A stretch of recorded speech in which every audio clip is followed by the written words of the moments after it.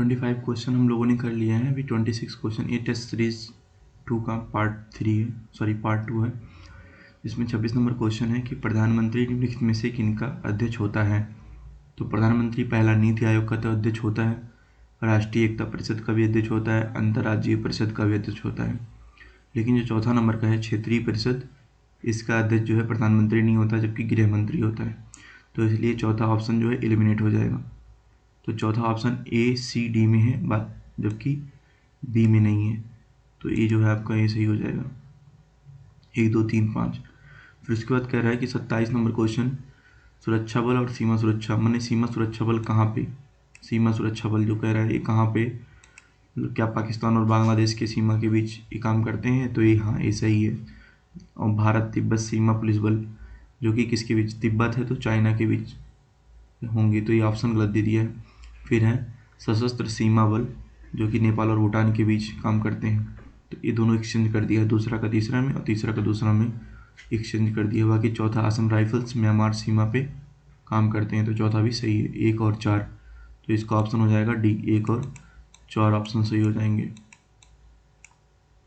उसके बाद next question 28 number कह रहा है कि कौन सी शक्तियाँ जो हैं अमेरिका और भारत दोनों के उच्चतम न्यायालय को प्राप्त हैं।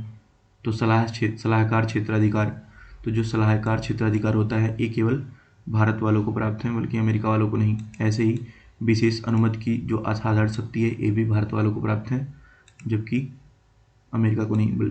और न्यायिक समीक्षा जो है वो दोनों को प्राप्त है, भारत को और अमेरिका को, क्योंकि भारत ने अमेरिका से ही लिया था। तो अमेरिका का न्यायिक समीक्षा बहुत व्यापक है और भारत का थोड़ा कम भी है। फिर है 29 नंबर क्वेश्चन, उपराष्ट्रपति के संदर्भ में पूछा है कि उसे पद से हटाने के आधार संविधान में उल्लिखित हैं। तो गलत है, नहीं उल्लिखित हैं। दूसरा है उसे पद से हटाने के लिए औपचारिक महाभियोग की आवश्यकता है। तो हाँ नहीं, ये भी नहीं, औपचारिक महाभियोग की आवश्यकता नहीं, बल्कि साधा मतलब क्या विशेष बहुमत से हो जाता है राज्यसभा के। फिर तीसरा, उसे पद से हटाने का राज्यसभा में विशेष बहुमत पारित किया जाता है। तो यही सही है तीसरा वाला। तो केवल एक ऑप्शन सही है इसके। फिर उसके बाद 30 नंबर क्वेश्चन है कि निर्वाचन क्षेत्रों के आरक्षण के संदर्भ में पूछा है कि वर्तमान में भारतीय संविधान में केवल SC ST और एंग्लो इंडियन समुदायों को, देखो एंग्लो इंडियन को तो हटा दिया गया ना, तो ये गलत हो जाएगा। फिर है निर्वाचन क्षेत्रों का आरक्षण प्रावधान प्रारंभ में 10 वर्षों के लिए किया गया था और बाद में राष्ट्रपति के द्वारा इसे आगे बढ़ाया जा सकता है। राष्ट्रपति नहीं होता है, ये संसद होता है। तो ये गलत हो जाएगा संसद, और यहाँ एंग्लो इंडियन लिखा है तो ये, इसलिए 30 का डी दोनों गलत हो जाएगा।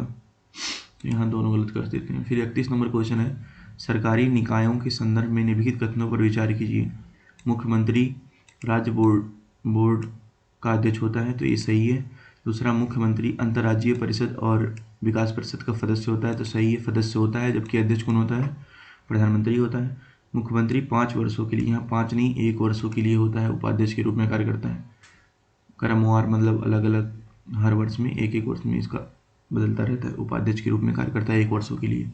तो तीसरा गलत हो जाएगा। चौथा, जो संयुक्त लोक सेवा आयोग के अध्यक्ष उनकी नियुक्ति राज्यपाल द्वारा की जाती है, तो ये भी गलत है, राज्यपाल नहीं होगा, ये राष्ट्रपति होगा। तो चौथा तीसरा दोनों गलत हैं, बाकी 1 और 2 दोनों सही हैं। 32 नंबर क्वेश्चन है कि न्यायालय द्वारा भारतीय संविधान की व्याख्या के संदर्भ में निम्नलिखित कथनों पर विचार कीजिए। पहला, उच्चतम न्यायालय और उच्च न्यायालय दोनों ही संविधान की व्याख्या करने के लिए सक्षम प्राधिकारी हैं, तो सही है, ये दोनों कर सकते हैं व्याख्या। दूसरा, उच्चतम न्यायालय द्वारा की गई संविधान की व्याख्या अंतिम होती है और उच्च न्यायालय की व्याख्या अंतिम नहीं होती, तो ये भी सही है, क्योंकि उच्च न्यायालय का बाद में चला जाता है कहाँ, उच्चतम न्यायालय में। फिर उसके बाद आपका 33 नंबर क्वेश्चन है कि भारतीय संविधान में राज्यसभा के सदस्यों की चुनाव की प्रक्रिया, जो राज्यसभा में सदस्यों के चुनाव की प्रक्रिया है दक्षिण अफ्रीका से ली गई है, ये तो सही है। दूसरा है, राज्यसभा के सदस्यों का नामांकन अमेरिकी संविधान से, अमेरिकी नहीं, ये जो होगा आयरलैंड से होगा, तो दूसरा गलत है, पहला सही है। तो पहला ऑप्शन हम करेक्ट कर देते हैं। फिर है, लोक अदालत के बारे में पूछा है, क्या लोक अदालतों के पास गवाह के समन करने, उनकी उपस्थिति सुनिश्चित करने की जांच करने की शक्ति होती है, तो यस होती है। दूसरा, लोक अदालतों के निर्णय के विरुद्ध कहीं अपील नहीं की जा सकती, तो ये भी सही है। 34 का सी ऑप्शन जो होगा वो सही होगा। 35 नंबर क्वेश्चन है, अंतर्राष्ट्रीय समुद्री व्यापार, मैंने पूछ रहा है पनामा नहर कहाँ कहाँ, मैंने कौन कौन से मतलब सागर को जोड़ती है, तो अटलांटिक और प्रशांत को जोड़ती है। अटलांटिक जो है पूर्व में, मतलब इधर है इस साइड, और पूर्व साइड में, और प्रशांत पश्चिम साइड में। अयोध्या के राम मंदिर के बारे में 36 नंबर क्वेश्चन अभी इधर है। एक व्यक्ति जो राज्य विधानमंडल की किसी भी सदन का सदस्य नहीं है को मंत्री के रूप में नियुक्त किया जा सकता है। क्यों नहीं किया सकता है, किंतु उसे 1 माह के भीतर, एक नहीं होता है, ये 6 माह के भीतर होता है। तो पहला सही है, दूसरा गलत है। फिर है 37 नंबर क्वेश्चन है कि निम्नलिखित अध्यक्ष और उपाध्यक्ष के बारे में पूछ रहा है कि अध्यक्ष अपना, तीसरा देखते हैं, अध्यक्ष अपना त्यागपत्र राज्य के राज्यपाल को देता है। यही गलत हो गया क्योंकि उपाध्यक्ष को देता है। जब उन्हें हटाए जाने का प्रस्ताव विचाराधीन हो तो उन्हें प्रथम मत देने का अधिकार है। गलत है, क्योंकि प्रथम मत देने का अधिकार है लेकिन निर्णायक मत देने का अधिकार नहीं है, क्योंकि जब वो अध्यक्ष नहीं रह गए तो निर्णायक पद कैसे दे सकते हैं, निर्णायक मत, लेकिन प्रथम मत तो दे सकते हैं क्योंकि सदस्य तो हैं ही। तो ये गलत हो जाएगा और दूसरा तीसरा गलत हो जाएगा, पहला जो है सही हो जाएगा, क्योंकि अगर दोनों खाली हैं तो जो है क्या करता है, राज्यपाल किसी को अध्यक्ष के कर्तव्य के लिए निर्वहन करता है। तो केवल एक सदस्य, कौन सा सही नहीं है पूछा तो केवल 2 नहीं है, सही नहीं है ना, तो केवल 2 सही नहीं है। फिर है 38 नंबर क्वेश्चन कि भगवान राम की मंदिर के बारे में पूछा है, क्या वो द्रविड़ शैली में बनाई गई है, कैसे द्रविड़ में, द्रविड़ तो दक्षिण की शैली होती है, तो इसको यहीं से गलत हो गया। फिर है तकनीकी स्वदेशी तकनीकी है, तो सही है, इसमें लोहे वोहे का प्रयोग नहीं किया गया है, तो ये सही है दूसरा। तो केवल दूसरा ऑप्शन जो है आपका सही हो जाएगा। 39 नंबर क्वेश्चन है, राज्यपाल की वित्तीय शक्तियों के संदर्भ में लिखित कथनों पर विचार कीजिए। अनुदान की कोई भी मांग राज्यपाल की अनुशंसा के बिना नहीं की जा सकती, ये तो सही है। दूसरा, राज्यपाल धन विधेयक को राष्ट्रपति के विचार के लिए आरक्षित कर सकता है, ये भी सही है। तीसरा, प्रत्येक 6 वर्ष के बाद वित्त आयोग का गठन होता है, ये गलत है, 6 वर्ष कहाँ, 5 वर्ष होता है, तो केवल 1 2 सही है। 42 नंबर क्वेश्चन है राष्ट्रपति की शक्तियों के बारे में, कह रहा है कि इसकी कौन सी कार्यकारी शक्तियाँ हैं, मैंने कौन सी कार्यकारी शक्तियाँ, 2 शक्तियाँ होती हैं, कार्यकारी विधायी भी होती हैं। तो कार्यकारी शक्तियाँ, तो प्रधानमंत्री और मंत्रियों की नियुक्ति करता है, तो ये तो कार्यकारी शक्ति आती है। संघ के प्रशासनिक कार्य संबंधित कोई भी सलाह प्रधानमंत्री से मांग सकता है, तो ये भी जो है कार्यकारी शक्ति है आपकी।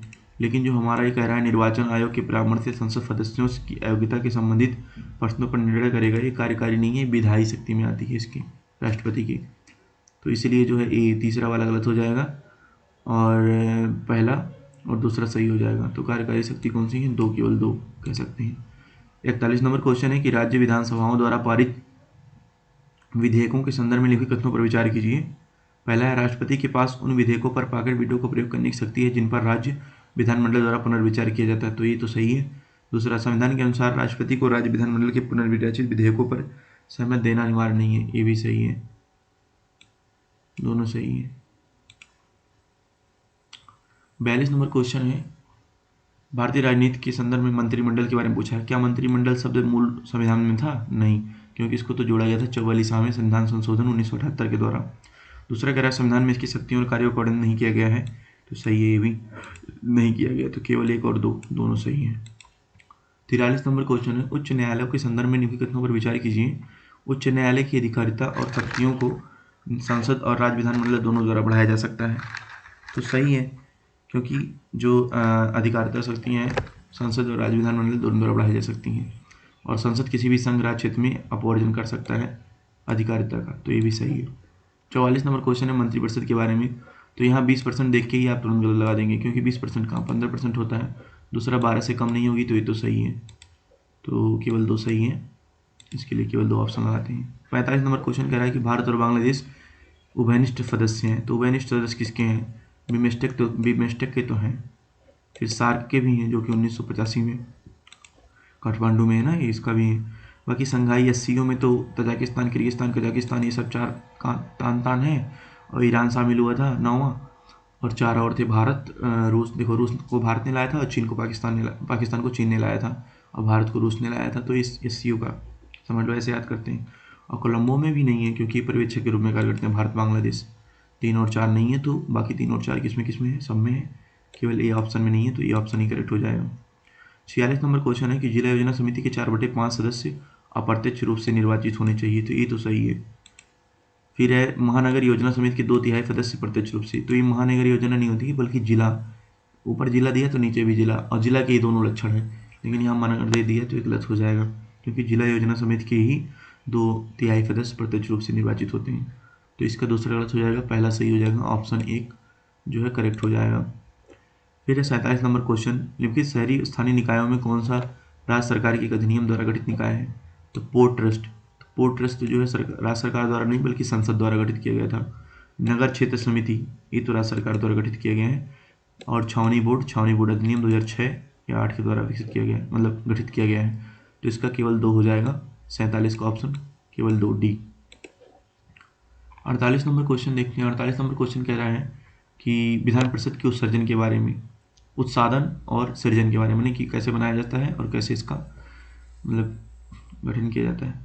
तो विधानसभा द्वारा संकल्प पारित किए जाने पर संसद जो है विधान परिषद का उत्साधन कर सकती है। तो ये तो सही है, जब विधानसभा संकल्प पारित करे कि चाहिए विधान परिषद तो संसद करती है उसका उत्सर्जन या सृजन, उत्साधन या सृजन। दूसरा है इस संकल्प को राज्य विधानसभा द्वारा विशेष बहुमत से पारित किया जाना अनिवार्य है। तो ये भी सही है, अनिवार्य है। तीसरा है संसद द्वारा परिषद के सृजन या उत्साधन के कार्य को अनुच्छेद 265 के तहत नहीं, 368 इसमें नहीं माना जाएगा, गलत है। तीसरा जो है गलत है, अनुच्छेद 265 के तहत संविधान संशोधन के रूप में नहीं माना जाता है। तो तीसरा इसलिए गलत है। तो पूछा है कौन सा सही है, तो तीसरा गलत है, तो ये 2 सही हो जाएंगे। तो ये बी ऑप्शन जो है सही हो जाएगा। 49 नंबर क्वेश्चन कह रहा है भारत में उच्च न्यायालय को अपने आदेशों या निर्णयों की समीक्षा करने और उनमें सुधार करने की शक्ति प्राप्त है। सही बात है, सुधार तो कर ही सकता है कोई भी, किसी भी अपनी गलती के सुधार भी कर सकता है। तो पहला तो सही है। दूसरा, भारत के सभी उच्च न्यायालय अभिलेख न्यायालय मतलब कि इसके कामकाज लिखे रहते हैं ना अभिलेख के रूप में, तो यही सही है। दूसरा भी सही है, पहला भी सही है, 1 और 2 दोनों सही है।